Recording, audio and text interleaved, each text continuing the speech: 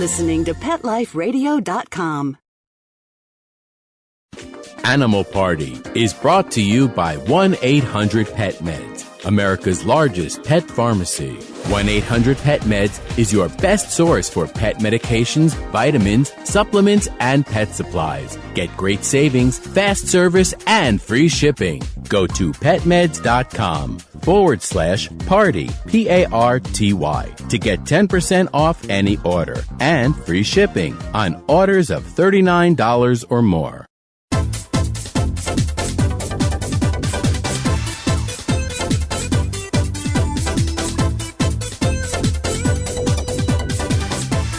Hello! This is Deborah Wolf with Animal Party. Welcome to the party. Party hardy, everybody. We're here on Pet Life Radio. Our guest today is Dusty Rainbolt, author of Cat Wrangling Made Easy, my favorite cat book, because it taught me 3 things I never knew about cats. And it's hard to do that when you spent a lifetime training animals, to come up with 3 new things that you didn't know. That's pretty amazing. Plus, a ton of stuff that maybe I knew but didn't know I knew. Stuff that makes me understand cats so much better, and how to train them better, and how to get them to behave better. But that's not what we're talking about today. Today we're talking about pet ghosts, because she's also the author of Ghost Cats. And today we'll be talking about dog ghosts, cat ghosts, ghosts of horses, all kinds of Halloween-related ghostly topics to do with animals and pets. You probably didn't know there's a hotel you can stay at, a library you can visit, places that are known to have pet ghosts, if you want to take a walk on the spooky side. So welcome to the show, Dusty. Well, thank you for having me, Deborah. I'm glad to be here. Happy Halloween. Yes, happy Halloween. Do people send you ghost stories all the time because of your ghost book? They do. It's so much fun. I get a big kick out of reading the stories. So if anybody out there has one, by all means, please send it to me. I do get dog and cat, and I've got some wonderful horse stories that are very, very touching. And let's see, I think there were even a couple of people that sent me some mouse ghost stories. Some, pardon me? Mouse? Mouse. Yeah, rodent. Oh, okay. I wonder how rodents think. Interesting. I wonder why they would come back. Because, we kind of think about ghosts as being people. But some studies show, some surveys show that people report seeing animal ghosts as often. They may be as common as human ghosts. And I don't know why they would be any different. I mean, either there are no ghosts or there are ghosts. Why would there be only human? That doesn't make sense to me. So I'm not sure where I stand on it, but I do think I may have. See, I'm such a skeptic. I even doubt myself. I even doubt my own son. But I do think we have seen animal ghosts here. I do think so on several occasions, and I've talked about that before. So if people are interested in the show, they might want to go back on Pet Life Radio to an earlier episode we did on another Halloween where we talked about ghost pets too, because we're going to talk about slightly different take on it, but the 2 shows go well together because it's all about pet ghosts.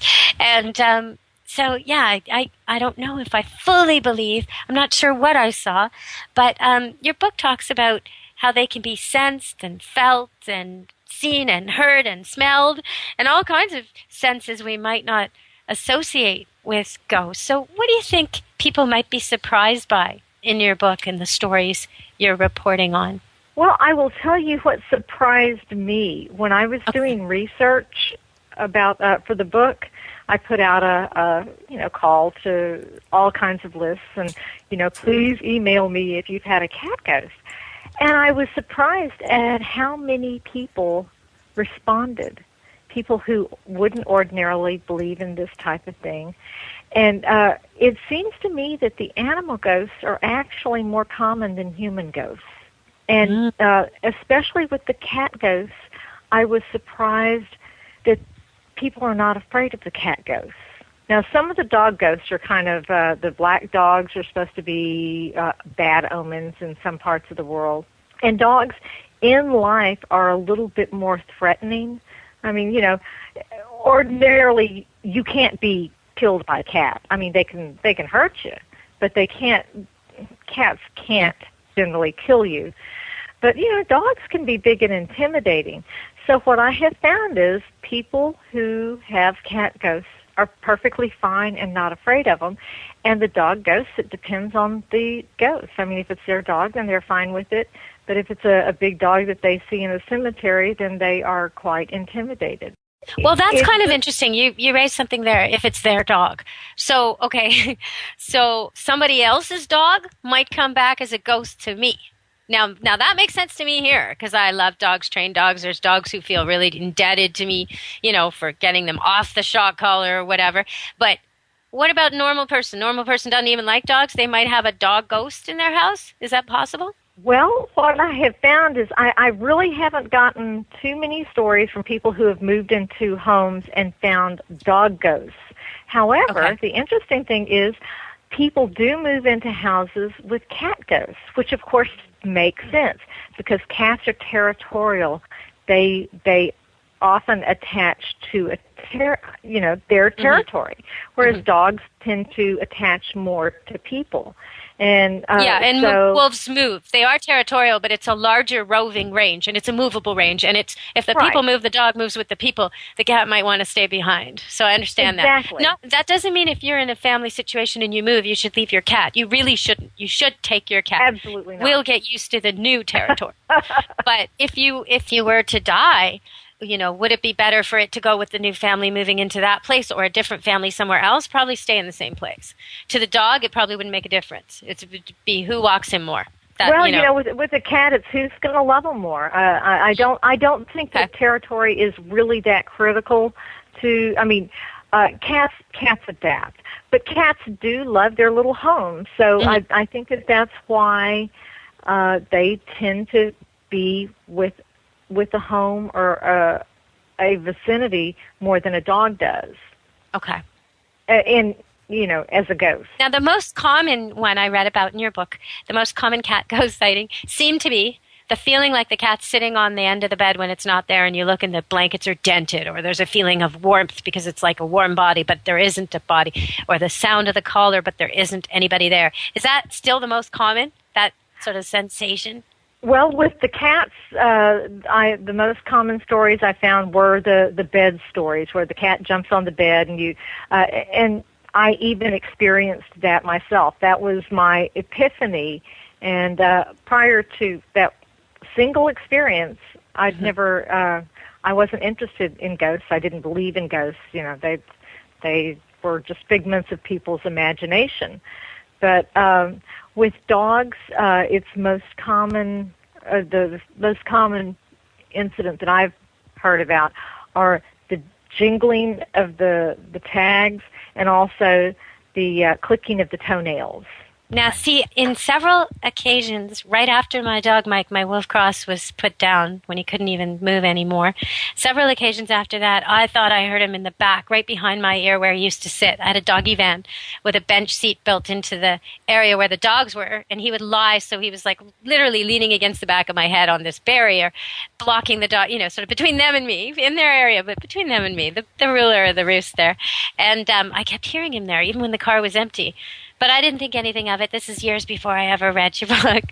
And then years later, I heard drinking, the sound of drinking when there was no dog. And I thought, well, who's drinking? And I go in, and there's nobody drinking. There's no bowl of water even to drink from. And that was strange. Like, I guess physical laws don't apply, really? Like, you could hear it, but there's no bowl? Well, there are a couple of thoughts. And, people say they're experts on this. I don't claim to be an expert. I've done a lot of research. But I can't say for sure that there is a rule.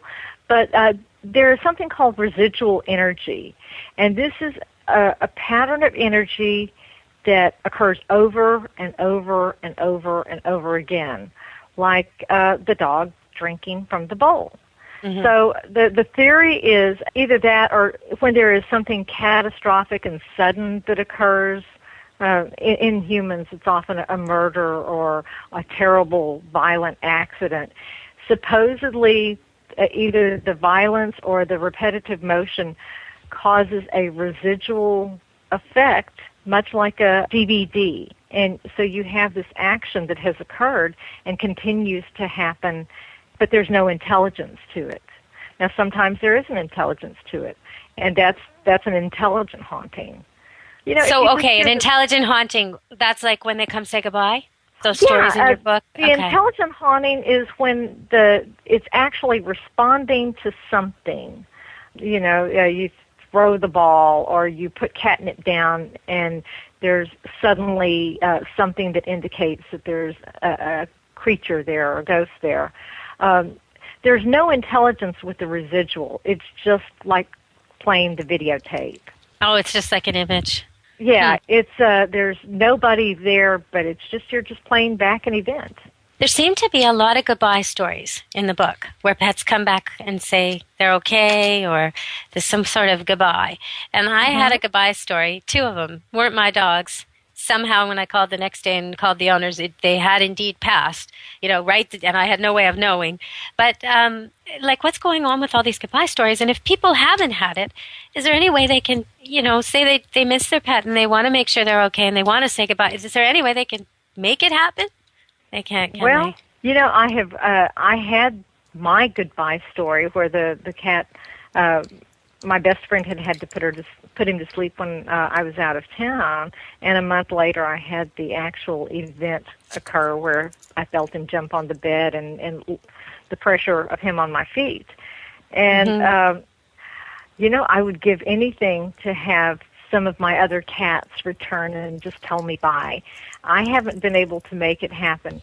Now, maybe somebody could contact a pet communicator, and maybe they can facilitate, a meeting of the mind, so to speak. My blue heeler, when she died a little while later, my son came running in one morning and said he saw her under the bed. He wasn't alarmed. He was just running in the morning, and he reported it like, what's Squeak doing under the bed? And we all thought he was just making up stories. But shortly after that, I was doing a show with you, and I mentioned it to you. And, I said the weird thing was he said her head wasn't there. He just saw her bum and her tail and her midsection. That her head wasn't there. Her head was where the bed would be. But our bed isn't high enough that when she was alive, she slept beside the bed on the floor. She didn't sleep with her head under it, so it seemed kind of odd that her whole half of her torso could be just missing. And you sort of explained that to me as, that her head could have been in the room next door or the floor or not there at all. And that kind of freaked me out. But in your book, there's lots of stories like that. Just heads, no heads. What's up with that? I'd love to tell you. I don't know. All I can think of is that, part of their body is in this plane and part of their body is in another plane. And they may not know that they're between planes or between areas or whatever. And like you said, people, he looked under the bed, he saw that her head wasn't there, but her head may have been in the mattress. She's not, she doesn't have the same spatial restraints that we have. She can move between walls and up and down. So, I want to see this dog so badly. I want to say goodbye. I want to see her. I want all this stuff. And she shows up for my son. And it freaked him out, really, in retrospect, later, when he realized that she died and she was back. It wasn't so easy for him to deal with. But now, how old was he? I think he was 7 or 6 at the time. He's 8. He's turning 8 now. Yeah, he was 6. Just after she died. That's really not that unexpected because children are so much more receptive to that. You hear kids all the time talk about their imaginary friend. Well, and people just go, oh, no big deal. But, the theory is now that imaginary friends are actually spirits or ghosts. And, some of them are probably good and some of them, it's like any friend. What do you know about this guy? What do you know about this lady? But these ghosts are our pets, right? We know that. Yes. So, just tell him that she came to say goodbye and it's actually a good thing. Yeah, he's okay with it now. Now he feels privileged that he's the only one that got to see her. But I want to ask you, can you share with our listeners so they'll get the idea of why they should pick up the book? Can you share with them 1 or 2 stories you really like from the book of ghost pets? Okay, let's see. And you want me to tell some that I didn't talk about last time? Because my favorite one is the hotel that has the phantom litter box. Oh, let's do that one. Because we'll do that one, we'll go to break, and then we'll come back. Because that one is a little bit peculiar. And there is a listing at the back of your book, places people can go to experience pet ghosts themselves. So if this is the kind of travel idea you like, then this is the book to get. Okay, let's go for it. Yes, and if anybody out there has any stories of any animal ghosts from a hotel or a public place, I really would like to hear about them. So anyway, this is the Ivy Inn, and it's a really cool little hotel in Casper, Wyoming. I'm sorry, it's the Ivy House Inn. And it's a bed and breakfast. The couple who bought the place bought it from the estate of a cat lady. I mean, not a crazy cat lady, but she had about 8 or 9 cats. And after they moved in, they started seeing, the husband was jumping on the wife, well, you let the Persian in the house. And the wife's going, no, he's in our part. The hotel itself was a pet-free zone. And so they were giving each other a hard time because they had been careless with their own personal cats. Except when they started really comparing notes, it turned out it was a Siamese. It wasn't their kitty. And so that was the first indication that there was something amiss. Then after that, the wife felt a cat rubbing up against her leg while she was gardening in the yard. And her son has seen shadows of cats in the curtains, among the curtains in the windows, and they've taken pictures of orbs. But the high point of visiting the Ivy House bed and breakfast is there beside the stairs. Occasionally, if you walk by at just the right or perhaps wrong moment, you smell the aroma of a freshly used litter box. Oh, how awful. It's not even your cat. It's not even your cat. And the worst thing is, if it's your cat, then you just take a scoop and cover it up, and it's all over with. But there is no ectoplasmic scoop, so they just have to wait a couple of minutes till the fragrance dissipates. And, like any litter box, it will take care of itself. But, it's just, it's just a funny thing. Okay, everybody, we're going to go to commercials. We'll be back in a minute. Come back to the party because we're going to be talking to Dusty Rainbolt, and we're going to find out more about dog ghosts, horse ghosts, all kinds of ghosts on this Halloween.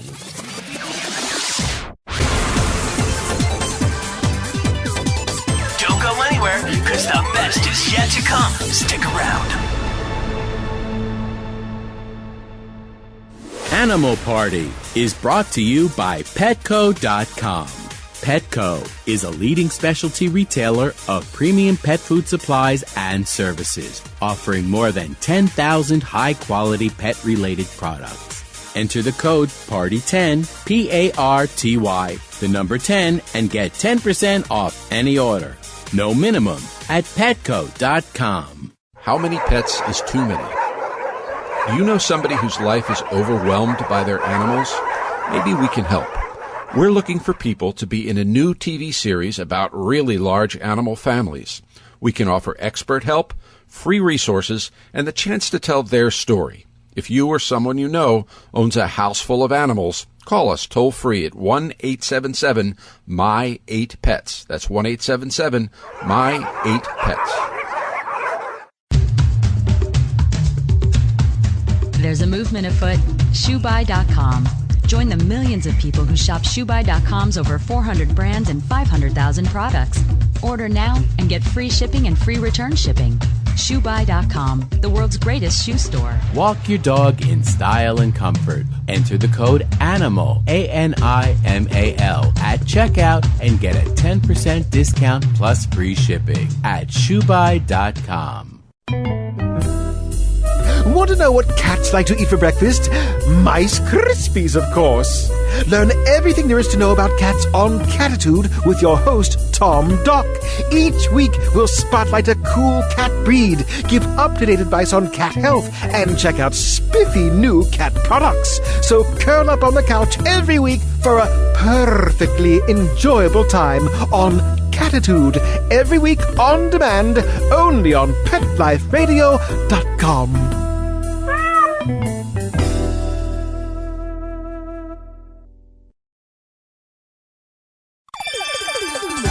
Let's Talk Pets on PetLifeRadio.com. You're inside the VIP room. With the hottest party in town. Back to the party. Let's go! Hello! We're back at Animal Party with Deborah Wolf, your host, and with me today is Dusty Rainbolt. Hello, Dusty. Hello, Dusty. It's great to have you here. So we're talking about ghosts, and I know some people aren't as into cats as you are. Miss Cat Writers Association coming up. You want to tell us about the conference, and then we'll go off cats, and I'll ask you about horse ghosts and dog ghosts. So you cat people, listen up. Here's some more cat stuff. Yes, the Cat Writers Association is having their annual conference in November 2010, and it's going to be in Westchester, New York, which is just about a 20-minute train ride from New York City. And we are having a wonderful lineup of speakers. So, go to thecatwriters.org online, or if there's a problem with the website, then you can go to the Cat Writers page on Facebook, and it should have all our information there. Well, if people come, what are they going to get out of it? Well, this year we have a theme called Writers Give Yourself a Promotion.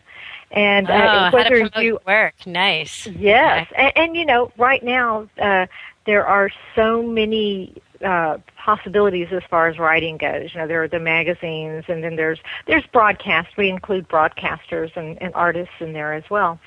But it's teaching you how to promote your blog or your articles or your books. And we have just got some amazing... Who's leading that one? Is that you? Or is that somebody else leading that one? Leading the seminars on that topic? Oh, no, not me. I just organized the seminars. I'm not going to be speaking. Dan Pointer, who's the guru of self-publishing and promotion, is going to be speaking. We've got a lady that's going to be talking, Ann Layton. She is going to be talking about how to write a press release, both for yourself and for, professionally. And, it's just all kinds of things. We've got the president of the International Cat Association who's going to be talking about what color is my cat, because among different associations, the color itself is the same, but the names are different. So, by any other rose. We have Jane Brunt, who's the former president of the American Association of Feline Practitioners. She's going to be talking about how to interview a professional. So even if you don't write about cats, she will tell you how best to interview somebody who's an upper-level professional, an attorney or a doctor or a veterinarian or whatever. So this would be good for people who are cat crazy and also writers. And cat-crazy writers especially. Exactly. And writers of any genre, even, if you're into fiction, you're still going to learn an awful lot. Mm-hmm. So I really encourage people. And we're going to have many different levels. So even if you are, a well-published, well-known author, you're still going to get something out of it. Because, All right. Yeah. So now for the people listening who aren't that into cats, and maybe they're hoping to contact their favorite old horse, or wondering why their dog didn't come to them, or maybe they're thinking, I might have seen something, heard something, smelled something once, but didn't know what it was. How are they going to know? What would you say to look out for if people are hoping to spot a dog ghost or a horse ghost or even a cat ghost? What should they be watchful for? Well, now people tell me that a lot of times they will catch a glimpse of something out of the corner of their eyes. Now, as people are both predators and prey in the wild, and our eyes are most sensitive in the peripheral vision, and that's so that we can see predators coming at us when we're out there. And it's a protection. It's a form of protection. So that's why when you look at something straight on, you don't see the ghost, but you can see it out of the corner of your eye. And there's that. So I see what you mean. If you're looking for a ghost, you're not going to see it. But if you kind of relax your eyes and be aware if there's anything that flashes by or a quick shadow or something in the side of your eyes, is that right? Then that could then sort of be more aware. Try and focus on that without staring at it. Yeah, because the second people tell me that the second they look, it's gone. Well, that's because you're looking at it with the least sensitive part of your eyes. So there's that, and then there's the hearing. You know, you think you hear the dog's bark. It's your imagination, of course, so you just discount it. But it may not actually be your imagination. You might actually be hearing the dog or the cat. You know, the toenails, the jiggle of the. Are there good smells, or is it all litter box and poop? Are they good? No. Okay. No. There are. Well, as a matter of fact, I just interviewed a lady whose dog passed away, and she and her husband could smell the old dog passing gas, and so that happens. That's great. Okay, yeah, you know, my 7.5-year-old son, he'll think that's really funny that the ghost isn't there, but smell its poop and its farts. He'll think that's hysterical, but I wouldn't. Okay, but you can also smell.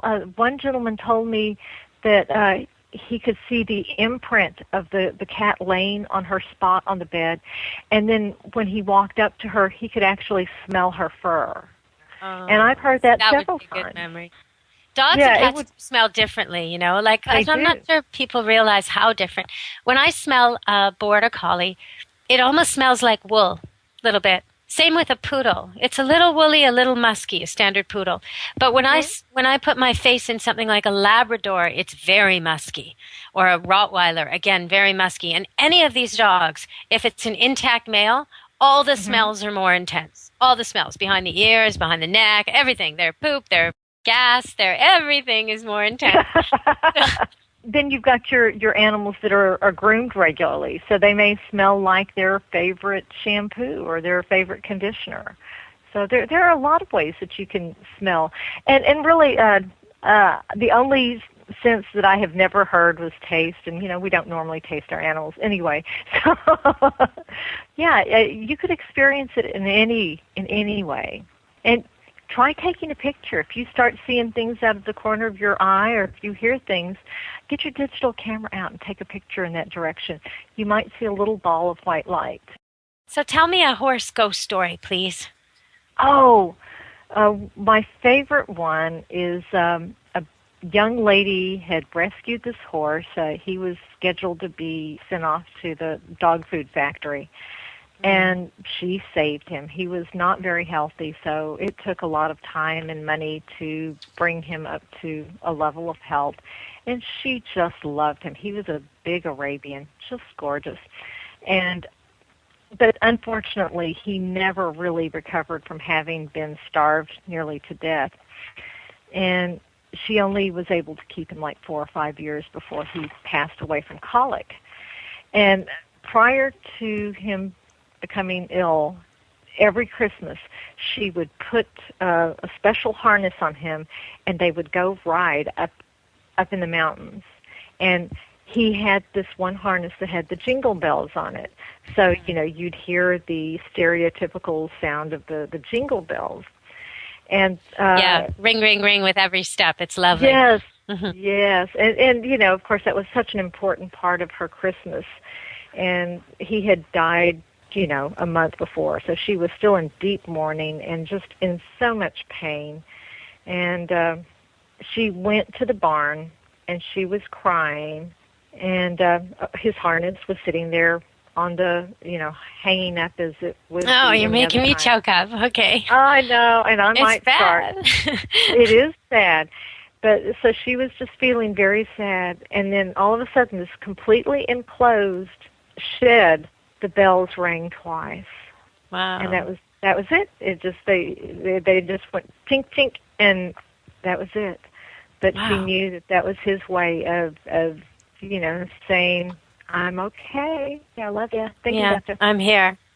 I'm here. Wow. Oh, another time, the same woman was watching TV, and there was something, it's been a while since I've read the story, or heard the story, but there was something associated with blue, his name or something associated with blue, and the TV kept fading out, and the color blue kept coming up. And she thought that was really pretty neat because there was no reason. It had never happened before. It hadn't happened since. But on the anniversary of his death, the TV screen just kept turning blue. Wow. That's really strange. Okay, Give me a dog story. Give me a ghost dog story. Well, first I'm going to ask people because I'll see if they can solve it before the end of the show. I'm going to ask them a couple of little tiny trivia questions. Try not to look it up. Try to think about it. Can the horned owl turn its head all the way around? Now, this is Halloween trivia because owls are part of Halloween. Can the horned owl turn its head all the way around? What do you think? Yes or no? And let's see. I'm going to do one more. Do scorpions glow in the dark? That's the question. Maybe I'll do two more.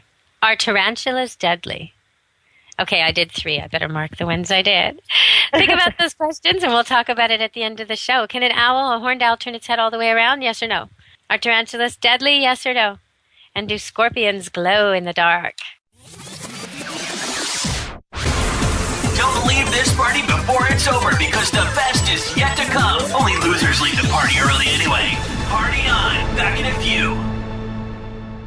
Animal Party is brought to you by Pet Care RX, America's most affordable pet pharmacy. Pet Care RX offers the same meds as top vets, but with a savings up to 50%. And if you find a lower price on a certified EPA and FDA approved medication, Pet Care RX will match that price. So go to petcarerx.com. Use promo code ANIMAL10, ANIMAL, the number 10, and receive $10 off orders of $50 or more.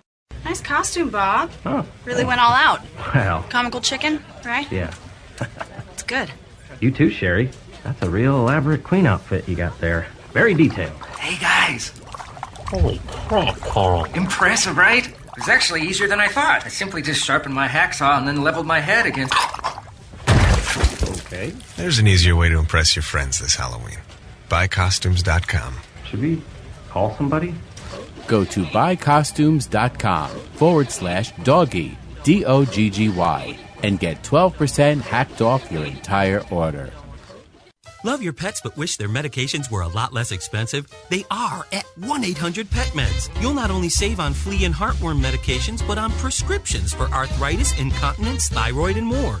And you get fast service, free shipping, and a 100% satisfaction guarantee. Plus, our licensed pharmacists ensure accuracy, monitor drug interaction, and more. See why over 5 million people have trusted their pet's health to 1-800-PET-MEDS, America's largest pet pharmacy. Call now or order online. Go to petmeds.com/party, PARTY, to get 10% off any order and free shipping on orders of $39 or more.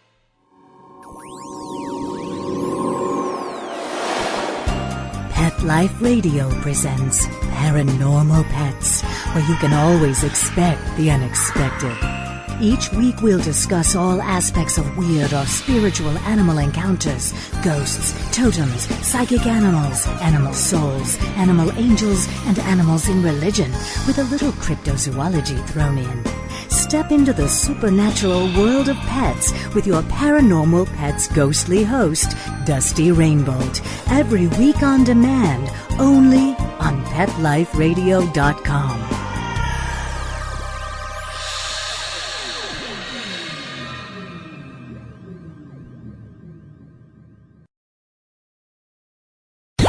Let's talk pets. Let's talk pets On Pet Life Radio. Pet Life Radio. PetLifeRadio.com.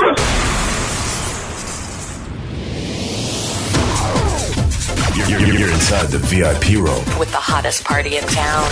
Back to the party. Let's go. All right, so we're back, and I'm ready for a doggy ghost story. Hopefully a happy one. Okay, well, as a matter of fact, this is another one that I just learned. Well, there were 2 stories. One, it involved a dog. The people moved into a home. They found out that they had ghost kitties, and the ghost kitties intimidated their dog. And he also had a ghost dog, because here he was a puppy, and they'd hear him banging around at night in the bathroom because, they didn't want him to wander around the house. Mm-hmm. And he would, they'd go in, and you could see him in the front down, poised play to play position. Like he's play bow, yes. And but he'd be poised to play, obviously with another dog, but there was nobody in there. And so there was that ghost dog, and they caught him doing this many times. I mean, it wasn't just once. And then there were some ghost cats that would come in and intimidate him, and you could see him with the scared puppy look, you know. What kind of dog was this? He was a pit bull, as a matter of fact. Oh my gosh! Oh no! And so you've got the pit bull like, intimidated. You gotta believe me, people. It reminds me of that cartoon where Sylvester's trying to prove to his son that he can hunt, and he goes after a kangaroo, and he keeps saying to him, "But it's not a normal mouse," you know. He's like, "Hey, that ain't no normal cat. That's a ghost." So I bite it, and it disappears. This is not working for me.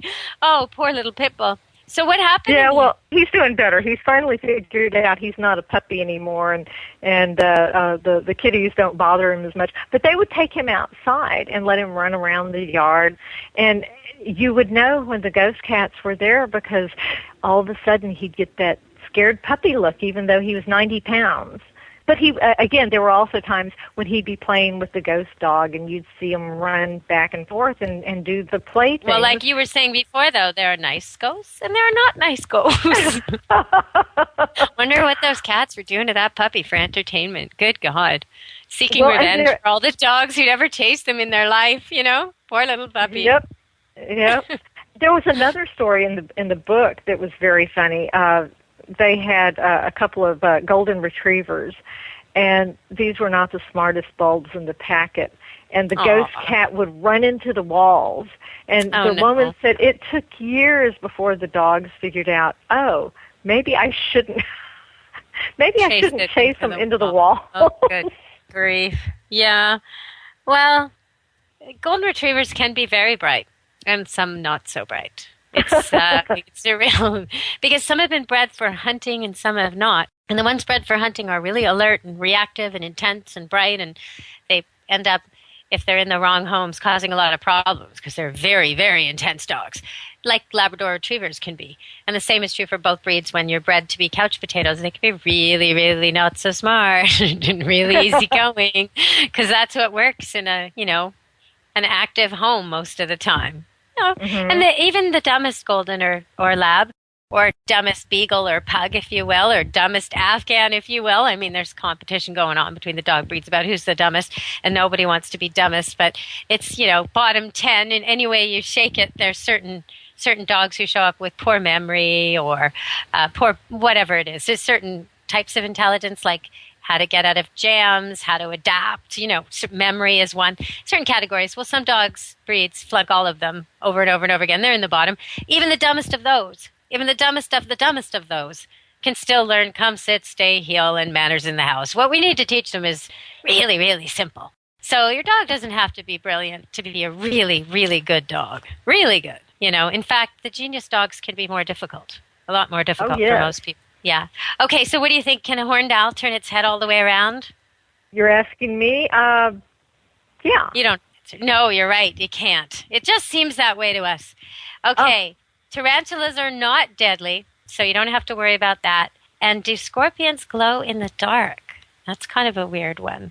Well, they do. They glow in the dark, which would be handy. Although I'm not sure they all glow in the dark, because there's yellow and there's black. And I know that in parts of the world where I've been, I used to work at a safari park and like a nature reserve that was designed to put animals back into the habitat, and we'd take injured and, rehabilitate them and rescue them and reintegrate them. And we always had to, every morning you had to shake your boots because you could have a scorpion in your boot in the morning. But those were black scorpions, and if they bit you, it was said you'd only have to go to the hospital and be sick for a couple of days. So it was said. Nobody I knew ever got bit because we all shook our boots, but they did. I never found any in my boots, but some people did. So, it would be nice to know they glowed in the dark. That would make things easier at night. But, okay, so I think we're running out of time, but I want to leave them with a little more ghostly material for Halloween. So be careful with your black cats, everybody. Keep them indoors. You should probably keep all your cats indoors, even if you're a committed outdoor person. Right now is not the time for outdoor cats. Bad things happen to outdoor cats, so keep them all inside. Set up a really nice space. And Dusty, can you give them some advice on that, on what to do with cats around Halloween time? Because I don't want them chasing after visiting costumes and ending up loose on the road with firecrackers going off and no tags, and what should people do? Absolutely. They need to bring them in, and even if you have indoor cats, bring them in and confine them because you don't want the cat accidentally getting out while you're passing out candy. Keep them in a quiet room because there's going to be a lot of activity.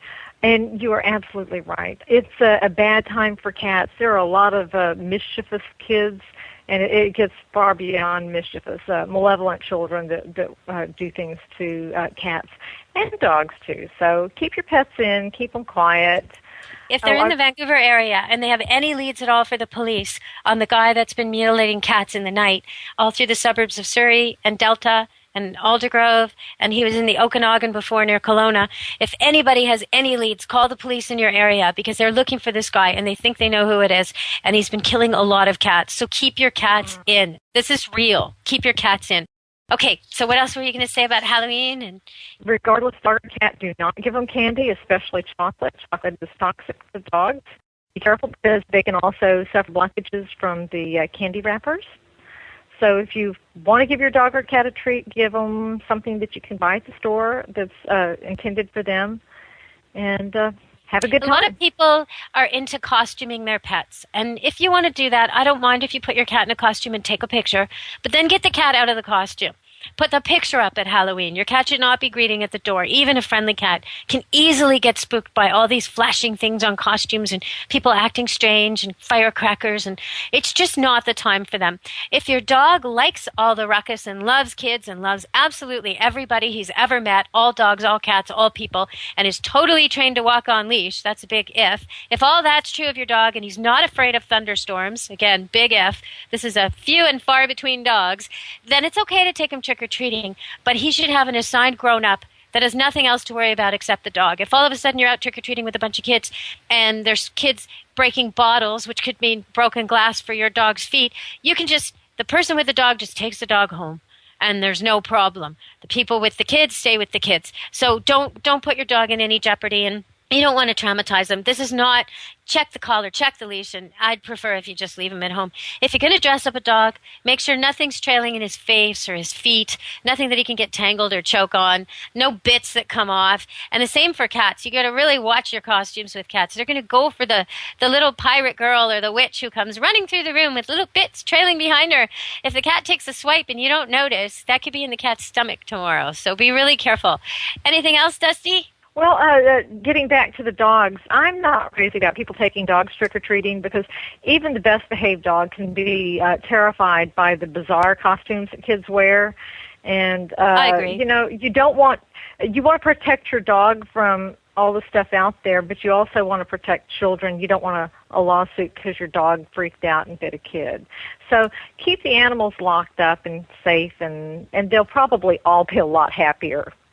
Yeah, the dogs, too. The dogs don't really need this. They'd really, really, really not need this. And the next day, be careful where you walk your dogs because there's going to be all kinds of stuff left over that's nasty, like chocolate and wrappers and, maybe firecracker explosive waste and all kinds of stuff they're going to want they can't have. I'm also thinking about ID and tags. I think it's not the time of year to slip on that. You want everybody tagged and ID'd so if they do get out, you can get them back again. And microchipped. Yeah, You absolutely. need to make sure they're microchipped in case they lose their collars. Pumpkins and flames. Watch out for that. We're going to talk about this more toward Christmas, but people do leave lit candles in the pumpkins, and a cat sometimes will underestimate distance and get singed by candles or knock them over and cause a fire. So dogs, too, if they jump up to get the chocolate that's on the mantle and they knock the candle over, are you going to have a house fire as your Halloween party? So be really, really careful with the flames and use lights instead wherever you can. Okay, Dusty, you think we've covered it? You think we've given them what they need to know if they should be picking up ghost cats and how to find the ghosts in their own life and maybe how to greet them? In my case, when I've seen ghosts, it wasn't scary. One case, the dog appeared to me in the middle of the night to warn me about a bridge, which was really strange, and I called him the next day, and it turned out he'd died a couple days earlier. And the other time, and the bridge he was warning about was our bridge over the river where we used to walk him all the time, and it had gone out. The river had gotten so swollen it had overcome the bridge and soaked it, and the bridge had rotted, and we heard a loud bang in the night, and I woke up with this dream in my mind, I thought, of this dog. And I thought, oh, that's weird. I'll call their parents tomorrow and I'll check the bridge out tomorrow. And sure enough, the next day I walked out to the bridge and I'm like, oh my God. And that's when I remembered the dream, which turns out might not have been a dream. Called the people and they said, yeah, I'm sorry, we were going to call you. He just passed a couple days ago. What? So that was one of my situations. And I had another one too, which I think I told you about on the last show. So if people want to hear about Muriel, the dog, coming to say goodbye, coyote dog that I trained, they can look it up on the last show I did with Dusty Rainbolt when we were talking about ghost pets. So be open to it, and you may experience something that really reminds you of your pet and makes you feel good. Because it seems like most of the people in the book are glad they had the experience. Is that true? They were. They were very glad. It was. I always compare it to parents of adult kids. You know, they're going off to college or they're visiting with their own children and then going back, 300 miles back to their own homes. And, I've been an adult for a long time, but when I leave my mom's house, she always says, call me when you get home. Okay, so I compare it to the adult child calling to say, hi, Mom, I'm home, we're fine, everything's good, I'm happy. And that's what I think those little visits are. So I think they are very comforting. And I look forward to getting another one. Not that I want to rush anybody, but as we have to say goodbye, I would love to receive one of those little calls from home. Yeah. I wish Squeak would come talk to me next time. But maybe she has, and I'm just not. I'm so busy and I'm so focused, and I probably walk right by her little fleeting shadow or her ringing collar or whatever it is she's doing to try and get my attention. So I'll work on that, and hopefully people will come up with some ghost stories for you. Where should they send their ghost stories? If they encounter a dog or a cat or a horse or a rat or any kind of ghost animal, where should they be sending them, Dusty? They can go to my website, DustyRainbolt.com, and that's rainbow, like a rainbow and a lightning bolt. And DustyRainbolt.com, and there's a place where you can email me. All right. Thank you very much. Another great show, and I hope you have a safe and happy Halloween. You too, and safe and happy Halloween to all of your listeners. Oh, thank you. And all your cats. Ciao, meow, Dusty. Let's Talk Pets, every week on demand, only on PetLifeRadio.com.